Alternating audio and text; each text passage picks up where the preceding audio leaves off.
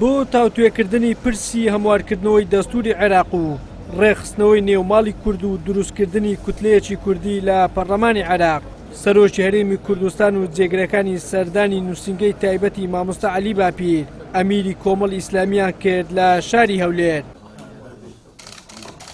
لەلایەن مامۆستا عەلی باپیر و ژمارەیەک لە ئەندامانی ئەنجومەنی سیاسی و سەرکردایەتی کۆمەڵ پێشوازیان لێکرا و کۆبوونەوە.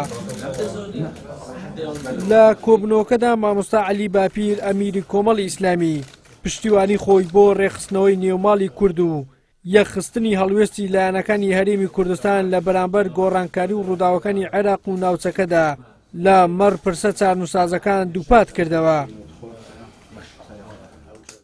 ئەنجومەنی کەواکو هاوپەیمانێک دروست کراوە حیزبە کوردستانیەکان پێکەوە هاوپەیمانێکیان هەبێ بۆ بەغا بۆی مووقیفی کورد لەوێ بەهێز بێ و فراکسیۆنە کوردیەکان دابەژ نەبن هەمویان پێکەوە یەک هاوپەیمانی بن بۆ ئەوەی کەواکو مووقیفی کورد بەهێز بێ لە بەغا و بە یەک تیم و بە یەک ستاف قسە لەگەڵ بەغا بکرێ.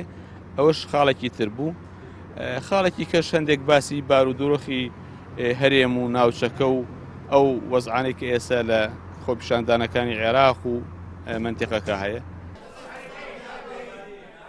دروستکردنی هاوپەیمانێتیەک لە نێوان فراکسیۆنە کوردیەکان لە بەغدا تەوەرێکی سەرەکی کۆبوونەوەکە بوو.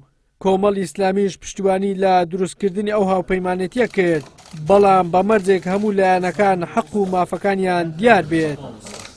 ئێمە لەگەڵەوەن کەواکو فراکسیۆنەکان یەکدەنگ بن، بەڵام خاڵێکی تریش لەگەڵ یەکدەنگیا باس کرا، ئەوژەوەی حقوق و واجبات هەبێ، نابێ هەر حیزبەکان وەکو لە دوو حیزبە دەسەڵاتدارەکە یا سێ حیزبەکە داوای هاوپەیمانی بکەن لە حیزبەکانی تر و حەق و مافیشیان وەکو لای هیچ نەبێ، ئەبێ حقوق واجبات هەبێ. ینی تۆ کە کاتێ پشتیوانی لە حیزبەکان داواکە یا هەموو حیزبەکان پێکەوە بن، ئەبێ ئەوانش کەواکو دەسەڵاتدارن لە پێشوودا لە بەغا زۆر جار هەر شتەکان لە بینی خۆیانە تەوزیعکرا وانە بێ. بۆیە سەرۆکی هەرێمیش قسەی کی باشی کردکەوتی من داوام کردو ئەو پۆستانەی کە هەیە وەکو بڵێ بەناو بماندنێ، ینی کە کورد استحقاقاتی کورد لە بەغا چییە بۆی بزانین هی کێیە و چۆن لە بینی حیزبەکانە وەکو بڵێ ڕێککەوتنی لەسەر بکەین.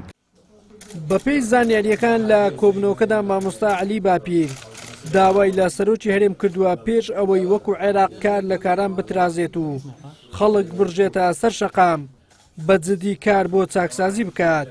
هاوکات لەسەر هەڵوێستە نیشتیمانیەکانی نێچیڤان بارزانی سوپاسی کۆمەڵ ئیسلامی کرد بۆ دروستکردنی یەکڕێزیش لە بەغدا داوای پشتیوانی لە کۆمەڵ کردووە.